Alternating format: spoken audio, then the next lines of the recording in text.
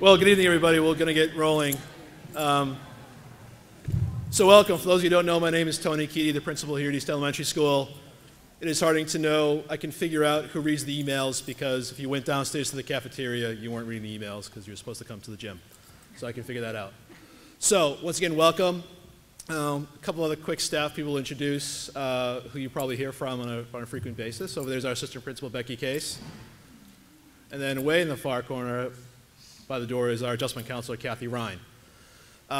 All three of us are available at any point. If you have questions, concerns, or problems about your student's experience here at East School, we really do encourage you to reach out to any one of the three of us at any point. So we're going to get rolling. Tonight we're going to cover a couple of things.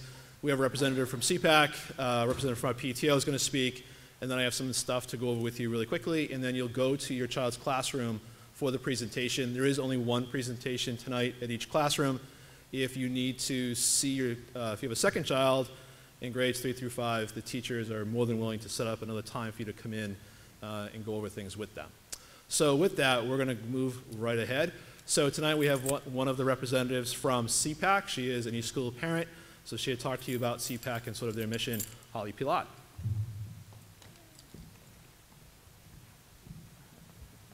Hello. Can you guys hear me? There you go. So, as Mr. Keaty mentioned, my name is Holly Pilat. I am your East Liaison for the CPAC, and for those who don't know, that is the Special Education Parent Advisory Council. So basically what we do is we're here for parents and guardians of any student that could be on an IEP or a 504, and basically we help guide your child's education. We offer support, we do networking opportunities, as well as provide information. You can reach me through our Hingham CPAC website. Just Google Hingham CPAC. All my contact information is in there. We have monthly meetings. We usually meet the third Monday of every month, so feel free to attend any of those. But the exciting thing is that our theme for the year actually applies to all students, and our theme this year is the year of friendship. So basically we're going to focus on social and emotional issues that children may have. And we're excited. I'm going to just plug our first event. It's coming up October 22nd, and it's going to be hosted by Katie Shamitz. She is the founder of Skills for Living in Norwell and also the Chapman Farm School. So she'll be helping us show our kids how to navigate the ever-changing social world. And throughout the year, we're going to look forward to hopefully hosting more events that will apply to all students. So thank you.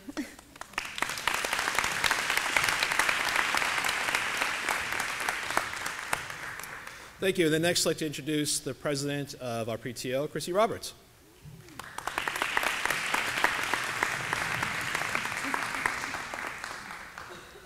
Hi, everybody.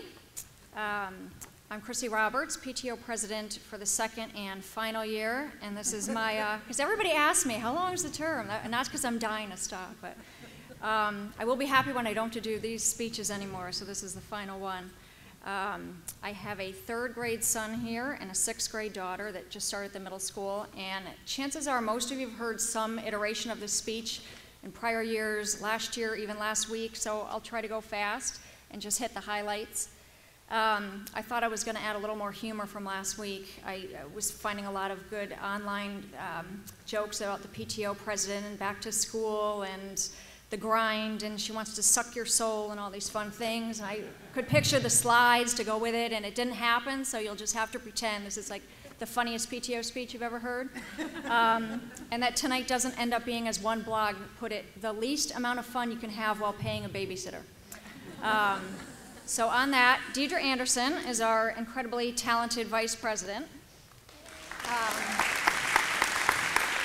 She is the reason you all got this PTO passport. This was her brainchild, and her team came up with this for your one-stop, everything you need to know. My favorite part's the checklist on the back. I have done most of this. I've not checked it off. I promise I've done most of it, though. And if you didn't get one, let me know. And this is another reason I won't go through everything tonight, because this tells you everything you need to know, and I'll just stick to the highlights. So you probably know this by now. Every PTO at the schools is a little bit different. But they're pretty consistent in curriculum, but how the PTO approaches things or collects money, the activities they put on is a little bit different. So here's some of what we do. No? Yep.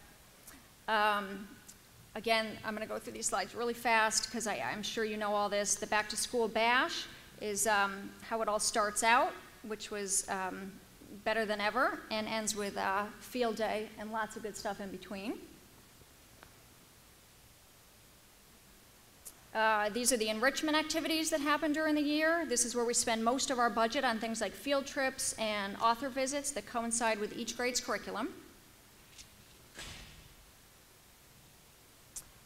We have lots of different communications, including a new PTO digest that came out this week. Hopefully you guys got that via email.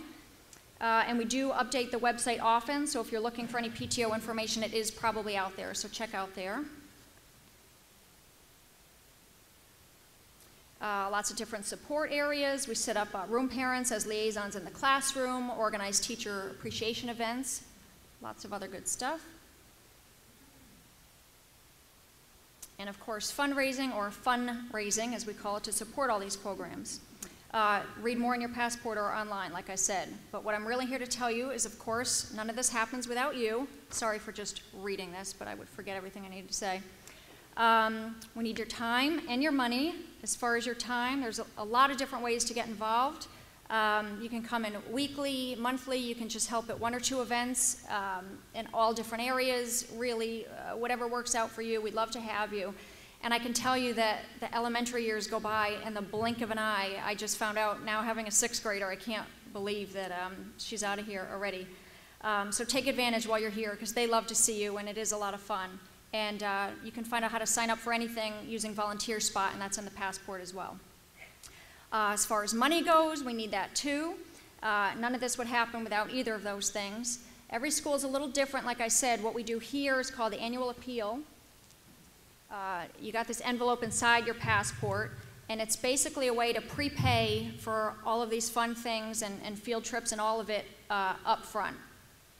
Other schools have lots of different small fundraisers or one huge fundraiser. We really try to streamline. We don't even have wrapping paper sales this year. You just prepay with the appeal, and that takes care of almost all the expenses. So those first 3, the appeal, the corporate match, and corporate programs, make up about 75% of our fundraising. If you haven't registered your Stop and Shop card or started using Amazon Smile, please do so. I know these reminders are annoying, but we literally earn thousands of dollars for East just by shopping for things you'd buy anyway. It's so easy to do, and their information's in the passport. The other 25% comes from these other fundraisers where we do make some money, but it's not the focus. The focus is either on fun, community building, social gathering, etc. We really try to focus on the appeal for the fundraising so we can keep the other social event costs low or even free, like the Back to School Bash. 2 exceptions to note. One is 5th grade. We do raise a little extra money for that committee because they have some unique expenses like culmination and yearbooks. And then secondly is the playground fund. We have a fundraiser every spring to accumulate money for the playground improvements. I don't want to steal Tony's thunder. There's a lot we did this year. He's got some slides and pictures to show. That was because of donations at the fundraiser, a few generous grants, lots and lots of volunteers, too many to name tonight, and one woman in particular who I'm going to make stand up right now, Julie Robinson.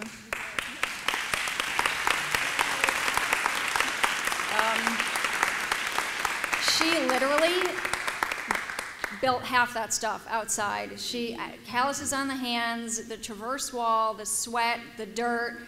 I can't even begin to tell you. She's also the one that ran the bash and waters the plants around the building. And oh, she's co-chairing Ladies' Night Out and too many other things to mention. She's an incredible asset to the school, and I want to make sure I thanked you in public.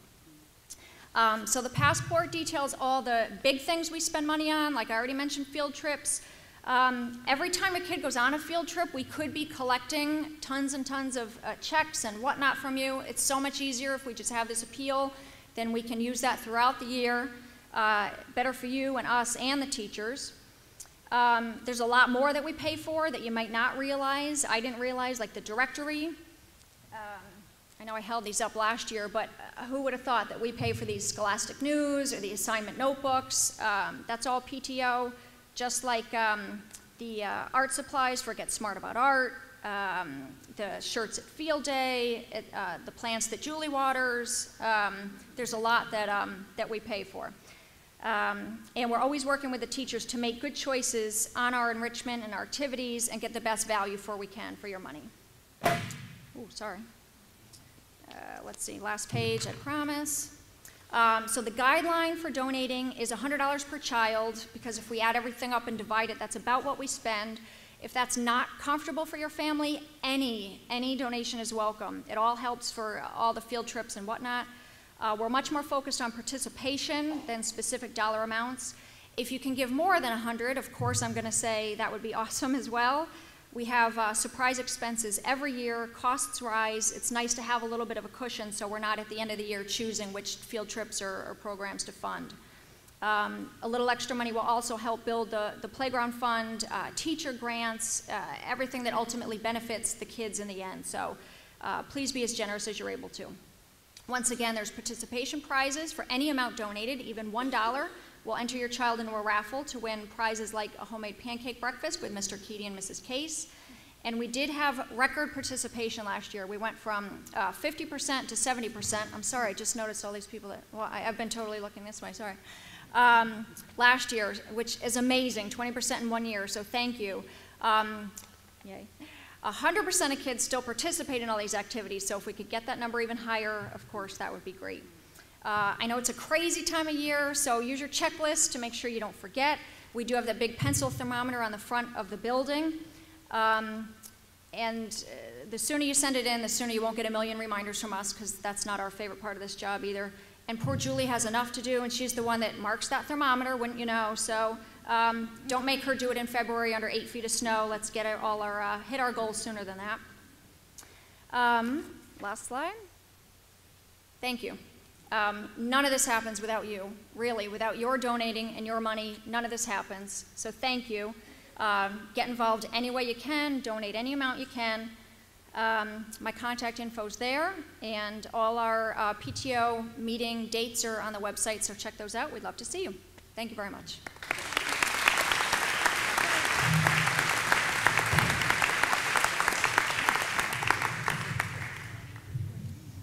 All right, thank you very much. And we do owe a huge set of gratitude to the PTO for all of that, well, you, because you are the PTO supply for our school. So we're going to get rolling here, keep moving on. So a quick enrollment update. I was going to kind of put these up really quickly. If you look at that top number, the total Hingham enrollment, that's up 50 from last year. So if you look at the total enrollment that we are responsible for, programming responsibility for kids pre-K through 12, there are 50 more students than last year. However, here at East, our enrollment is starting to kind of decline a little bit. For those of you who've been with us since the first year, when we opened the building, we had 618 students, and right now we're at about 582 if you include pre-K, and that's 511. And we have 2 more coming, so it'll be 513 by the end of the month. So enrollment kind of keeps shifting as we move through the year. We're very lucky that our average class sizes is pretty much where we want them to be. 5th grade is probably a little bit higher, sorry, in your way, than we want it to be. 25 would be the upper limit, but we're very thankful that most of the enrollments right around the mid-20s. We're very happy at the primary grades that they're at 18 and 19. So once again, thank you for your support, because it's the budget process that allows us to keep our class sizes where they are. We did welcome 3 new staff members to our school this year. Maggie Ross is in the integrated preschool program. Kerry Angelis and Emily Day are our full-day kindergarten teachers. Emily Day is here as a full-year substitute because Lori Carey is on a full-year leave of absence. The full-day kindergarten is off to a great start. A lot of the hurdles that we thought we would encounter have gone actually much smoother, and that's mostly due to a lot of preparation by our kindergarten committee, which was made up of staff, of parents, of administrators, to make sure that we have everything in place to make sure the program got off to a good start. And I can honestly say that by and large, things are going pretty well. However, we've had some minor hiccups in the lunch line, but we're working on it. Some other staff updates. We welcome back Luke Dodge. For those of you who remember, Luke was one of our part-time phys ed teachers a couple of years ago. He did leave. Now he's back. So when we went to full-time specialists at each of our buildings, We were lucky enough that Luke was available. We did hire him to be our full-time phys ed teacher. And Nancy Morris is our substitute librarian, while Beth Thorstenson is also on a 4-year leave of absence. So we're lucky to have them. And Nancy was with us last year. In fact, Nancy has been part of our staff off and on since day one. She's been a literacy tutor. She serves as a substitute teacher. She's kind of served in a variety of roles. Someday she'll probably fill in for me. She'll be fine. To kind of keep in mind, the total staff of our building is 95 people. If you add them all up, from teachers to custodians to the cafeteria workers, paraeducators, tutors, every single person here helps make this building work. I'm often the figurehead. I can take none of the credit for how this building operates. It really goes to the 95 people who work every day with your students. So we're very lucky.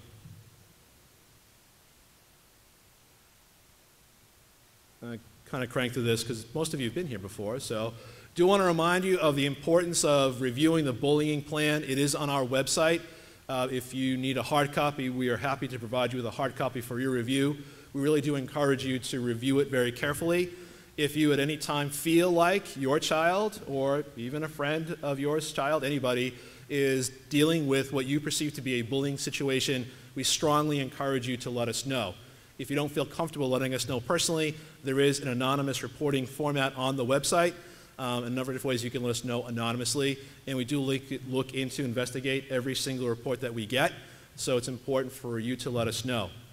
And I do kind of specify this with regards to social media for you, the parents of our 3rd through 5th graders. Now is the time that a lot of your children are starting to use the computer for personal messaging or exchanges with their friends. Please, I do encourage you to monitor that very carefully, because often that is where now we're seeing more of the bullying issues and the social issues happening is through social media. So we can only really handle that if we work in partnership with you. Now, just a reminder that although the majority, in fact, virtually all of the social media communication happens outside of the school day, if that communication is such that it becomes a bullying situation and it impacts your child's ability to access the curriculum, their ability to be successful in school, it then becomes the responsibility of the school to help you deal with it.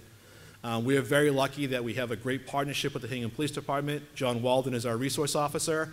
If you don't feel comfortable reaching out to the school department, John is also accessible. You can contact him straight through the Hingham Police Department. John is also a good resource. So we do encourage you to contact us with any questions regarding bullying or your suspicion about it. So MCAS scores, all of you sitting here, except for our current 3rd grade parents, parents in 4th and 5th grade, you should have received an email from me today, just letting you know that the MCAS parent reports will be mailed. You should get them in the mail probably by the end of the week. I do encourage you to review them very carefully. If you have any specific questions about the MCAS report for your child, by all means contact myself or Becky, and we're happy to help you address those questions. We will be doing a rather thorough review of all of the East Elementary scores, and we will go through the process of how you interpret that parent report during the November PTO meeting. So we welcome you to come to that. But in the meantime, any other questions, please let us know.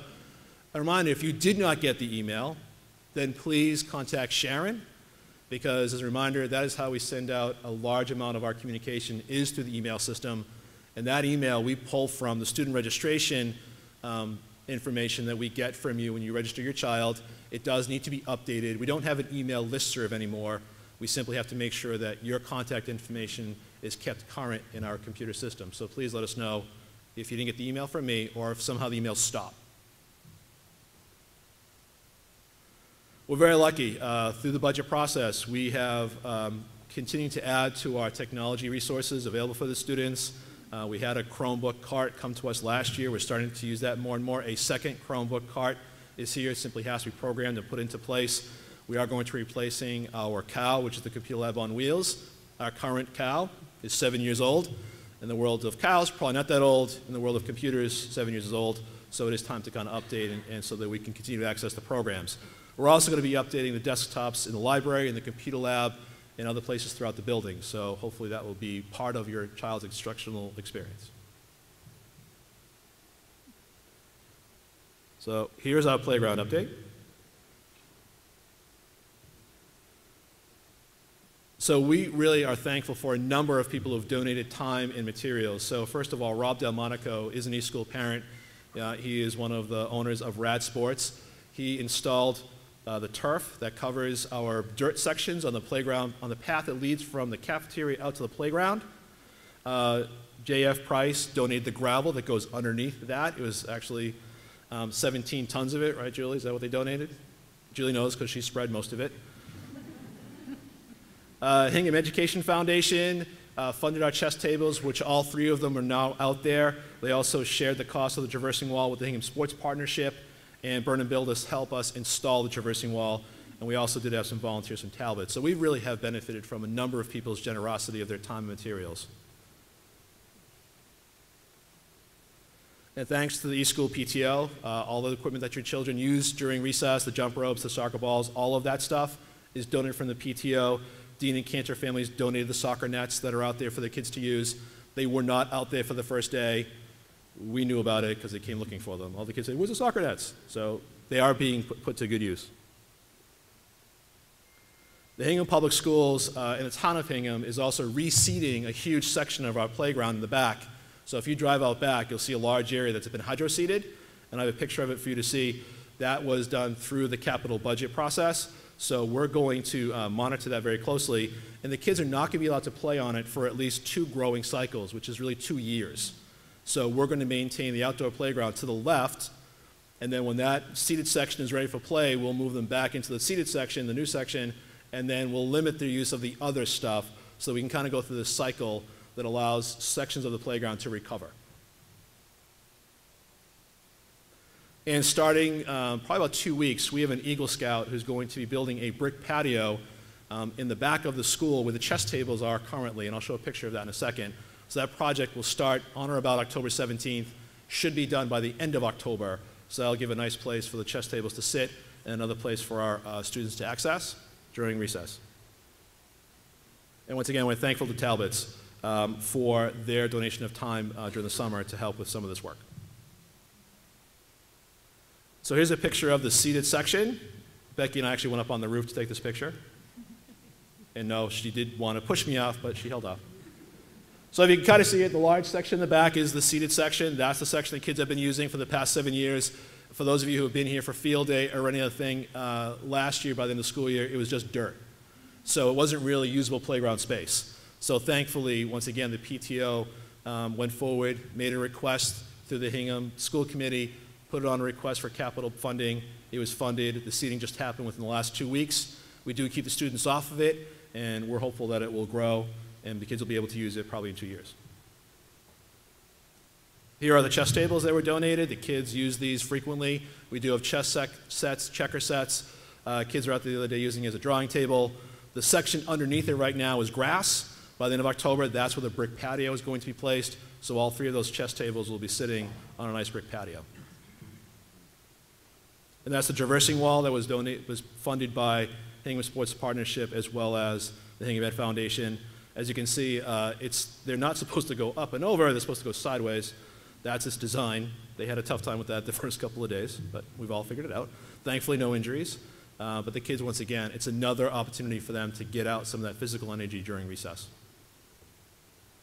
And this is the section where the turf has gone in. So this is not play space.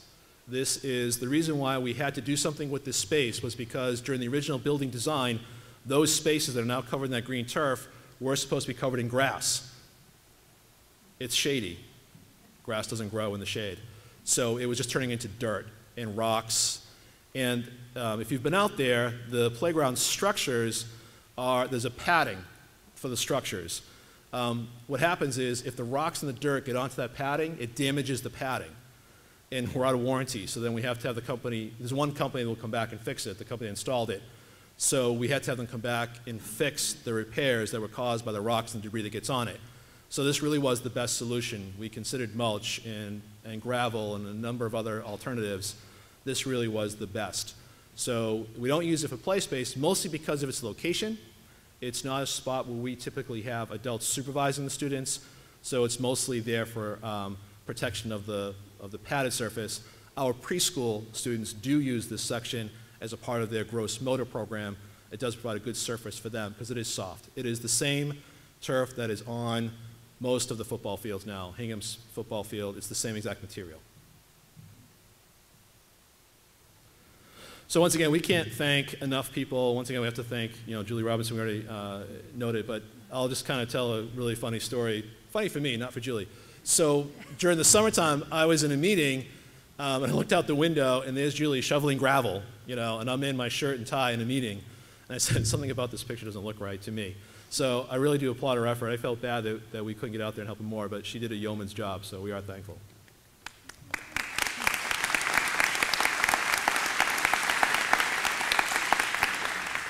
So moving forward, for those of you who are aware, we have added a Twitter feed to our ways to communicate with you. If you wish to subscribe to the Twitter feed, you have to have your Twitter account. You request to be added, and I either approve or deny your request. I approve it if I can actually validate that you are part of the school community. If I can't figure out who you are, I don't add you. So if you've requested to be part of the Twitter feed and you haven't been approved yet, that's because I don't know who you are. So just send me an email saying, here's my Twitter account, will you please add me? You can also read it. We do keep the Twitter feed on the the East School main webpage. You can access it there. What is helpful about the Twitter feed is that I can access it from my cell phone. So if I need to send out a message to you through my cell phone, I can do it a lot easier. For those of you who may remember, a couple of weeks ago, we suffered a partial power loss. And when that happens, we lose the use of our computers. Therefore, we cannot send out emails. So we did have an issue where the buses were running a little bit late. I could not use, and our telephones weren't working as well either because they were powered off of the main power. The generator does not power our phones. So we were kind of shut off. However, the Twitter feed does allow us to send information out. So I encourage you to kind of subscribe.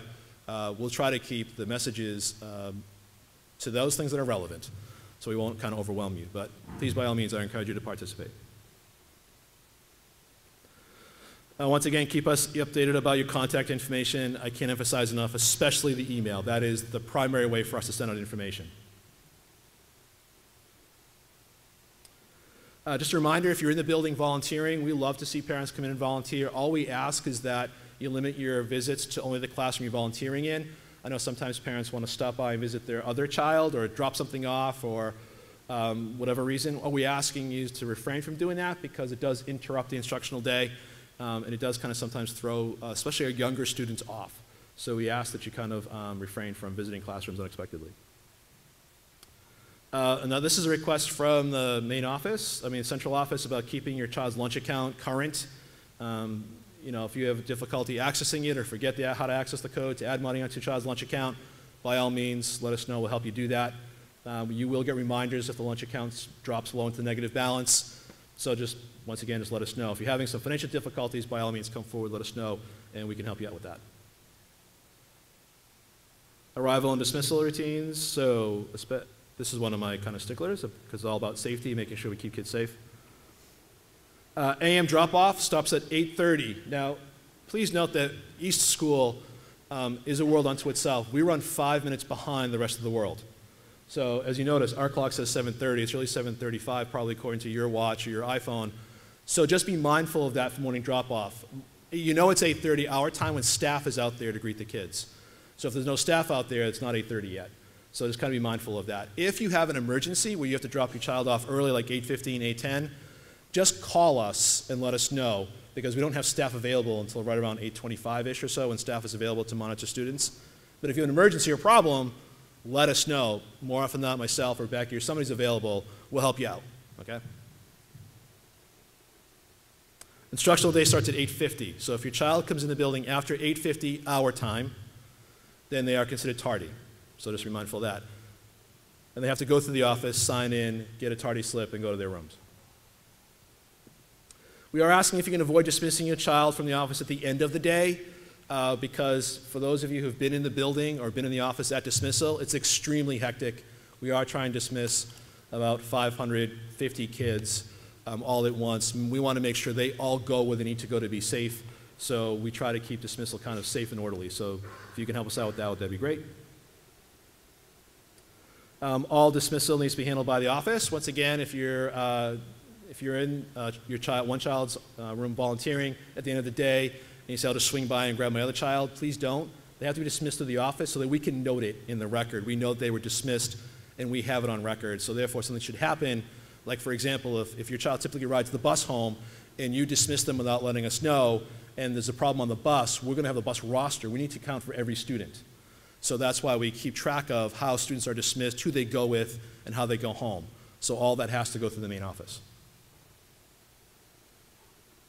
And we do ask you to refrain from using cell phones in the drop-off and pick-up loop. This is a reminder actually from John Walden, our safety officer.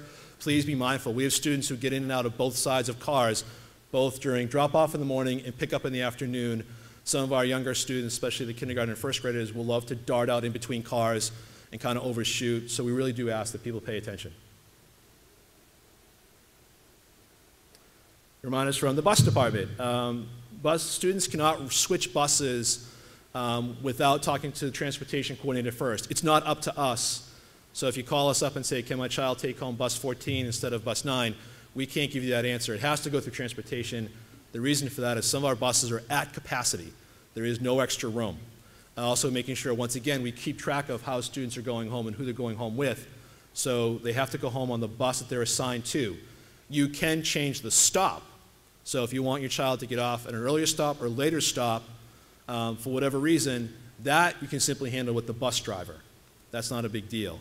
What is important for us, though, is that they ride the bus that they're assigned to ride home according to our computer. Yes. Yep. Thank you for the reminder. It does have to be involved, yeah. Right into the bus driver that way. It's helpful for us to know as well that how your child's getting home. Buses are probably one of our most difficult areas. Really, it's most difficult for Becky because she deals with most of it. So just be mindful. If your child's having problems on the bus, you got to let us know. We don't always know what goes on. And it is kind of, in my mind, a natural outcome of taking 60 so students who've been really working hard all day and really putting forth a lot of effort. Then you put them all into a small enclosed space with limited adult supervision. You kind of expect the kids are going to act up. That's kind of normal kid behavior. It becomes something for us to deal with if your child's having difficulty riding the bus because they feel like it's unsafe or they're having issues with a peer. You have to let us know right away, and Becky will do everything she can to fix it. All right, that's the end of my presentation. I try to crank through it so you have plenty of time to get through your classroom presentations. So right now you can go straight to your child's classroom. There's only one session. If you want to leave one session early to go to another session for another child, teachers understand that. That's fine. They won't be offended. That's fine. If you can't make it to both sessions, you can't make it to 2 different teachers, contact the teacher, please. Thanks for coming. Have a great night.